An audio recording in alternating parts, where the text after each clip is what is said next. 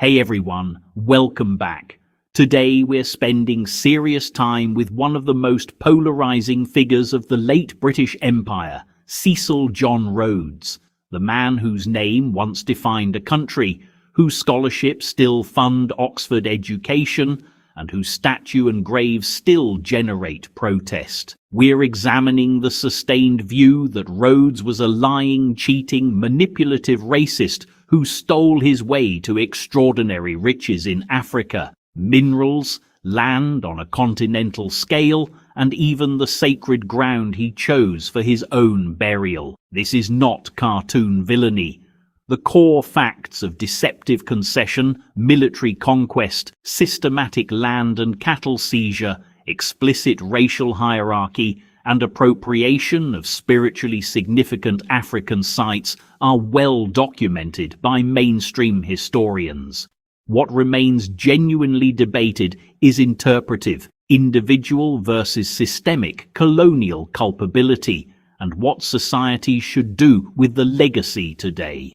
We'll go deep on the history, the primary sources and the complications. Settle in, this is a full documentary treatment.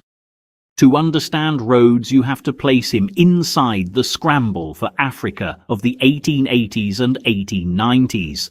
European powers were racing to claim territory before rivals could. Germany, Portugal, and the Boer republics all had designs on the interior north of the Limpopo. Rhodes, already wealthy from diamonds, saw a corridor of British control from the Cape to Cairo, a vision of continuous Anglo-Saxon settlement and commercial dominance. The foundation of that wealth was Kimberley. In the early 1870s, the diamond rush transformed a dusty farm into a chaotic digging field. Thousands of independent diggers, black and white, worked small claims. Rhodes arrived as a young man from England, initially for his health, and quickly moved from working claims to consolidating them. Through aggressive buyouts, financial pressure on smaller operators, market manipulation of diamond supply, and partnerships that squeezed rivals, he and a handful of associates created the De Beers monopoly. Contemporaries described the methods as ruthless and often underhanded. Smaller diggers were systematically forced out. By the late 1880s, De Beers controlled the bulk of world diamond production. The capital generated funded everything that followed: political office in the Cape, the British South Africa Company, and the push north. Rhodes did not hide his racial worldview. In June 1877, at the age of 24, while at Oxford, he wrote what is known as his Confession of Faith.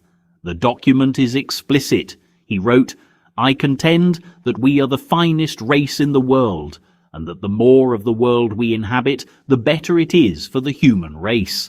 Just fancy those parts that are at present inhabited by the most despicable specimens of human beings, what an alteration there would be if they were brought under Anglo-Saxon influence." He continued that every acre added to British territory meant the future birth of more of the English race who would otherwise not exist, and that absorbing the greater portion of the world under British rule would end wars. Africa, he declared, is still lying ready for us. It is our duty to take it. More territory simply means more of the Anglo-Saxon race, more of the best, the most human, most honourable race the world possesses. He proposed a secret society modelled on the Jesuits, whose sole object would be the furtherance of the British Empire, the bringing of the whole uncivilized world under British rule, the recovery of the United States, and the making of the Anglo-Saxon race into one empire. These were not private musings he later repudiated. Variations of the same hierarchy appear in his later political language and in accounts by close associates such as W.T. Stead, who recorded Rhodes's Darwinian framing of racial progress through the survival of the fittest and the elevation of the English-speaking peoples as the instrument of justice, liberty, and peace. In Cape politics, the ideology translated into concrete policy. As Premier, he pushed franchise restrictions. In 1892, the Cape Franchise and Ballot Act raised property qualifications and added a literacy test, disproportionately removing black and coloured voters who had previously qualified under the more liberal Cape system. In 1894 came the Glen Grey Act, which Rhodes himself called a native bill for Africa. It limited individual African landholdings in designated districts, imposed primogeniture so younger sons would be forced into wage labour, introduced a labour tax, and created segregated local councils. Rhodes stated the underlying principle clearly in parliamentary speeches: either receive Africans as equal citizens or treat them as a subject race. He chose the latter for those living under communal tenure and in a state of barbarism. We are to be lords over them, treat the natives as a subject people. The native is to be treated as a child and denied the franchise. He also said, "Now I say the natives are children. They are just emerging from barbarism. I do not believe that they are different from ourselves." A statement that still framed them as wards requiring European tutelage rather than political equals. His preferred long-term arrangement was territorial separation. Natives kept in reserves, not mixed with white men. These views were extreme even by the standards of late Victorian imperialism, though they sat comfortably within the broader social Darwinist and civilizing mission discourse of the era. They provided the moral and political justification for the dispossession that followed. In 1888, Rhodes moved to secure the interior. His agents, Charles Rudd, Rochfort Maguire and Francis Thompson, obtained from King Lobengula of the Ndebele what became known as the Rudd Concession. The written English text granted the complete and exclusive charge over all metals and minerals in Lobengula's kingdoms, principalities and dominions, together with full power to do whatever was necessary to win them, and the authority to exclude all other concession seekers. In return, the king was promised £100 a month, 1,000 Martini Henry rifles with ammunition, and a steamboat on the Zambezi, or £500 in lieu. Missionary Charles Helm interpreted. According to Helm's own later account and contemporary reports, oral assurances were given that differed sharply from the sweeping written terms. No more than 10 white men would work in the country, they would not dig near towns, and they would abide by the laws of the land and essentially become the king's people. Lobengula signed, believing he was granting limited mining access that would also strengthen his position with modern weapons against external threats. When newspaper reports and rival traders revealed the full scope of the document, Lobengula repudiated it, suspended action, and sent envoys to Britain to protest that he had been deceived and had not sold his country. The British government and Rhodes's company proceeded regardless. The concession became the key document used to obtain a royal charter for the British South Africa Company in 1889, giving the company quasi-governmental powers to administer and occupy territory. Historians debate the precise degree of Rhodes's personal authorship of the wording gap versus the actions of his agents on the ground. What is not seriously disputed is that Rhodes authorized the mission, accepted and used the resulting document for far broader claims than Lobengula understood, and that the discrepancy was material to the subsequent occupation. Lobengula's later protests were ignored. With the charter in hand, Rhodes organized the Pioneer Column in 1890. Roughly 200 pioneers, plus several hundred company police, guided by Frederick Selous, marched north, skirting the core of Ndebele power, and occupied Mashonaland. They founded forts, including Fort Salisbury, today's Harare, and raised the Union Jack. Each pioneer was promised 3,000 acres of land and mining claims, land that belonged to Shona communities. The occupation was framed as legitimate under the concession and charter. In practice, it was the beginning of settler colonization. Conflict with the Ndebele followed. In 1893, the First Matabele War saw company forces, armed with Maxim guns, defeat Lobengula's impis. Lobengula fled and died. His capital was occupied. Cattle were seized on a massive scale. Land was declared available for white settlement.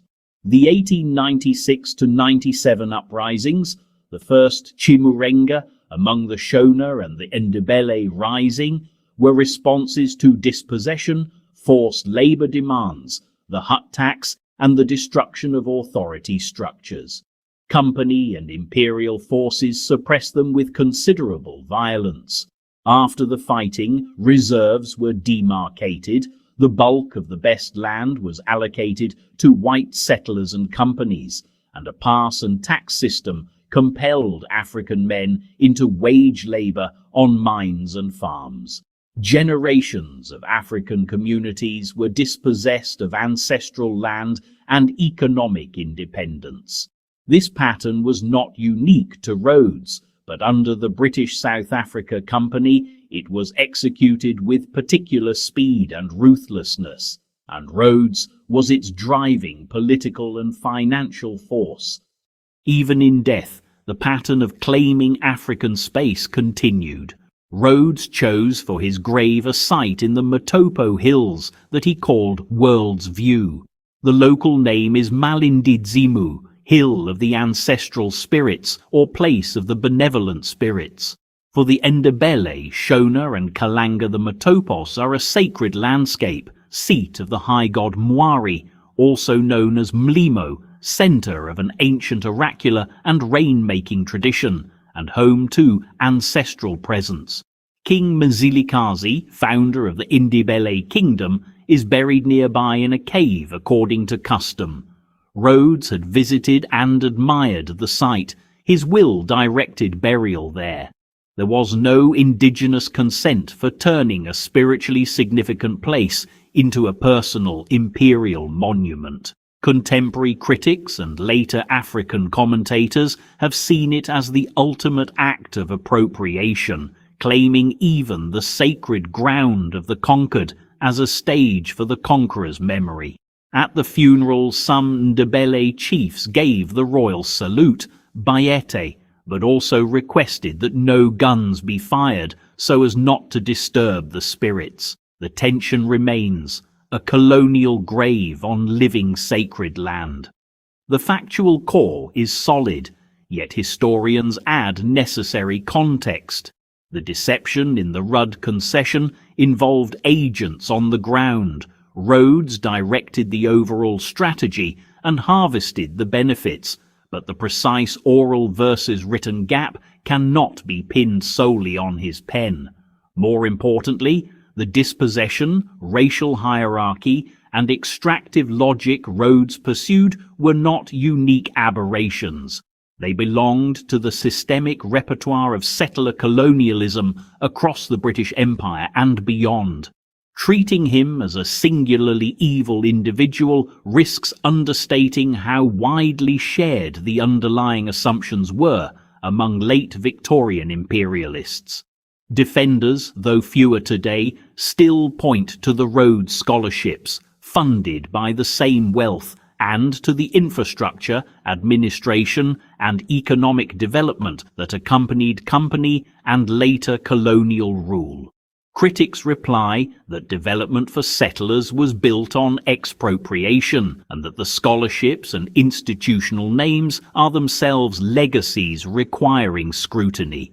The Rhodes Must Fall movements that began at the University of Cape Town in 2015 and continue at Oxford have made these questions live political controversies. The argument is rarely over the basic historical facts of concession, conquest, and racial ideology. It is over consequences, removal of statues and names, curriculum change, reparative discussion, or retention with added critical context.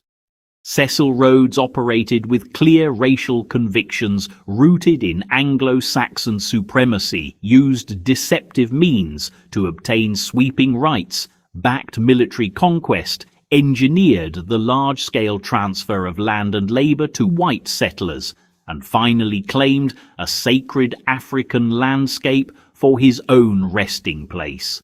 The documentary evidence for those actions is strong. Whether we judge him primarily as an exceptional villain or as a highly effective agent of a larger colonial system is where the serious historical conversation continues. What we do with the statues, the place names, the scholarships and the memory is a decision for the present. That's the documentary's case as the evidence stands. If you found this useful, please share it, argue from the evidence in the comments, and keep asking what justice and historical honesty require. Thanks for watching the full length. See you in the next one.